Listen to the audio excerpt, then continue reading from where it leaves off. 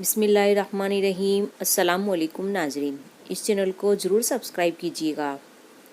اللہ جسے جو چاہتا ہے وہی کراتا ہے۔